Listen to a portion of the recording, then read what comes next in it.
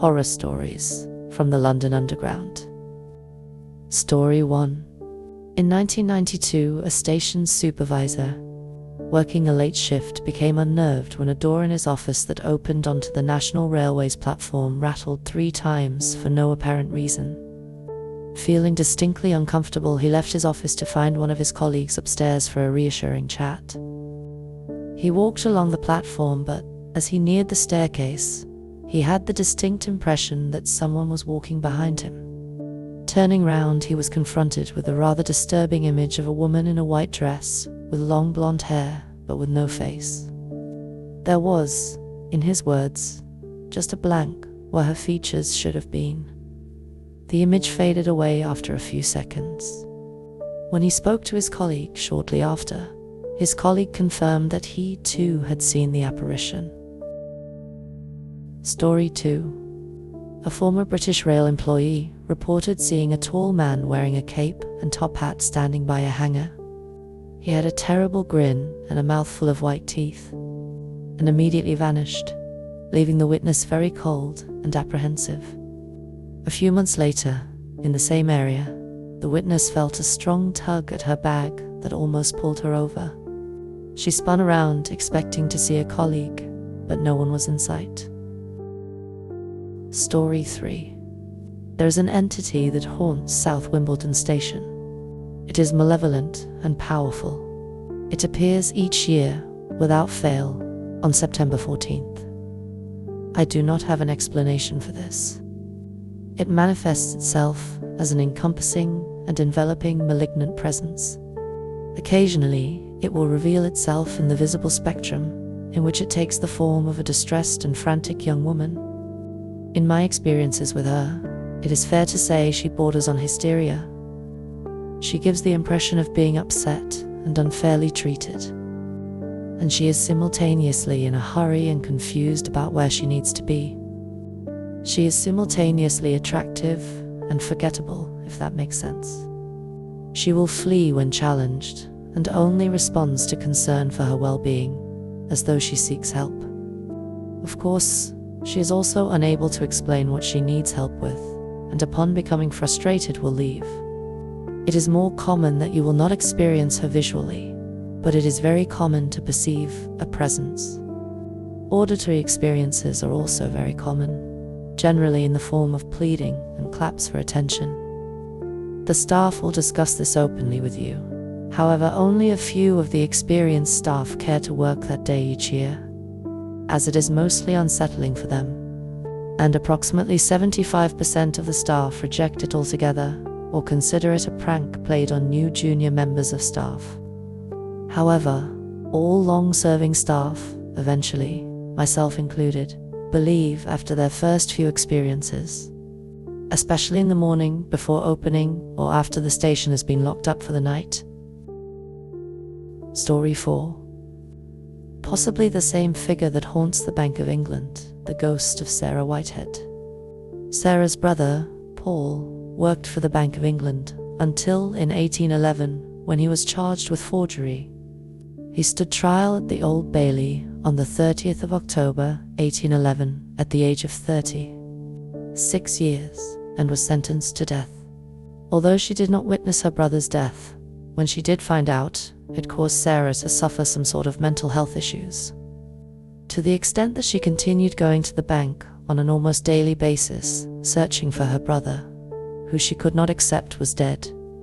The bank was sympathetic to her supposed plight, despite knowing that Paul had been hanged, and as such, they often gave her money, which she took and went away until the next day. Sarah passed away in 1837, and there is no accurate record of where she is buried. Moving on to the ghostly sightings of Sarah, it has been said that she has often been seen around the area of the Bank of England, including at the Underground, dressed in clothing. She is affectionately called the Black Nun, and asking passers-by if they have seen her brother. A worker once chased what he thought was an old lady locked in the station during the early hours of the morning, but she vanished down a corridor with no possible exit. In addition, at least one employee has reported something knocking on an empty lift door from the inside, way after normal closing time, Story 5. Travelers on the New Crossrail line might feel a bit uneasy when they hear about what's happening at the Liverpool Street station. The station is said to have skeletons excavated from an old cemetery that dates back to between 1569 and 1738, with around 3,000 bodies buried there. If that doesn't give you chills, here's something that might. The cemetery is connected to the notorious Bethlehem Royal Hospital, a psychiatric institution with a dark history of chaos and cruelty. In fact, the word Bedlam comes from the hospital's twisted nickname, as it became infamous for its brutal treatment of patients. Legend has it that some of the ghosts haunting the station and nearby areas are former patients of Bedlam. Between 1780 and 1812, people regularly heard screams, which were often blamed on a patient named Rebecca Griffiths. She was buried in the late 18th century, supposedly without the coins she obsessively clung to while locked away. Although her ghostly cries haven't been heard in a while, it might just be a matter of time before she starts haunting again, this time possibly joined by the voices of 3,000 other disturbed souls. Story 6. When the tube stations close for the night, the last few travelers make their way out into the cool night air, leaving the platforms and tunnels eerily quiet. The haunting silence can be as unsettling to the eye as it is to the ear. As the staff wrap up their duties in the early hours, the last thing they expect to hear is the sound of children. And we're not talking about happy giggles, though that would be creepy enough. The reality is much worse. Back in 1981, John Graham, a station foreman working alone one night, had an experience that would make anyone think twice about working late. After the other staff had gone home, John was in his office doing paperwork when he suddenly heard the sound of children crying. At first, he brushed it off, but the sounds grew louder and more intense, with people screaming and other loud noises filling the station. It lasted for about 10 minutes before John, unable to ignore it any longer, left his office to investigate, heading toward the hall where the sounds seemed to be coming from. It's the kind of experience that could make someone never want to travel or work late at night again. But the station's history is far from peaceful. During World War II, Bethnal Green tube station served as a shelter during the Blitz. Thousands of people took refuge there, and on March 3, 1943, it became the site of one of the worst civilian disasters of the war, the largest loss of life in a single incident on the London Underground. At around 8:17 p.m. that evening, air raid sirens blared, and hundreds of people rushed to the station. About 500 people were already inside, and more were hurrying in from cinemas and buses, desperate to reach safety. Navigating the wet, dimly lit steps of the station's single entrance was difficult enough. But when a loud, unfamiliar roarer, new anti-aircraft battery echoed through the air, panic set in. A woman and child fell on the stairs, triggering a chain reaction that led to a horrific crush, killing 173 people, including 62 children, on the steps of the station. Story 7. Aldwych Station, located in the West End's Theatre District, used to serve as a small spur off the Piccadilly line, mainly transporting theatregoers to their shows.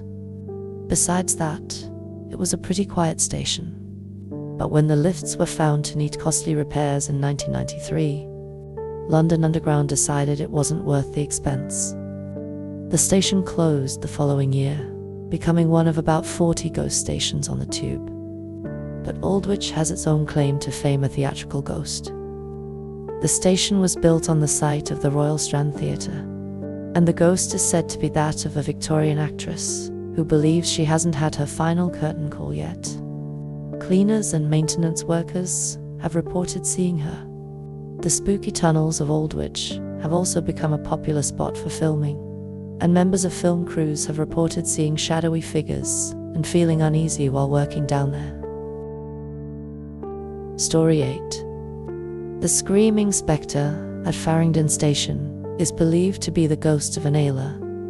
Anne lived in the Farringdon area long before the station existed, back when it was a rough neighborhood full of criminals and gambling dens. At just 13 years old, Anne was apprenticed to a mother and daughter who ran a hat-making business. But they were cruel and abusive, often beating and starving her. After one particularly vicious beating, Anne died, leaving the mother and daughter in a panic. They hid her body in the attic, but when it began to decompose, the smell forced them to act. They attempted to get rid of Anne's body by chopping it up and burning it, but the foul odor of burning flesh made them abandon that plan. Desperate, they dumped what was left of Anne into an open sewer, which was later covered by the construction of Farringdon Station. Although Anne's remains were eventually discovered, the coroner, shockingly, ruled that she hadn't been murdered, despite the clear evidence of dismemberment and burning. The crime might have gone unnoticed, but years later, one of the women confessed, leading to both being hanged. The story faded into obscurity until Farringdon Station was built, and rumors began to spread about Anne's ghost. It's said that if you stand on the platform at night, you can still hear Anne Naylor's screams echoing down the tracks. Story 9. You don't hear about many modern ghost stories these days. Most of the spirits people report seeing are dressed in old-fashioned clothing. Grey ladies, white widows, they all seem to belong to another time. But there's one ghost that breaks the mold, appearing at King's Cross Station. Known as the Crying Woman, she's often seen in jeans and a t-shirt, a far cry from the usual historical attire. She's been spotted several times in the long tunnels of the underground station, kneeling on the floor, screaming and crying, with her voice echoing through the tunnels. But when concerned travelers try to approach her, she vanishes, leaving them startled and scrambling for their phones probably, wishing they could call a young priest and an old priest. Story 10. Ickenham Station in West London might seem like your average local underground stop. It's not particularly busy, but it does serve both the Piccadilly and Metropolitan lines. However, there's a chilling story tied to this station, a ghostly woman in a red scarf. The story goes that she's the spirit of a woman who tragically fell onto the tracks and was electrocuted back in the 1950s. It's said she reappears during the festive season, standing at the end of the platform near the spot where she met her fate. Sometimes, she even waves to get people's attention before disappearing into thin air. That is all for today. If you have enjoyed this video, do you like and subscribe? I post once a week or more. You can also subscribe to my Patreon below to support me.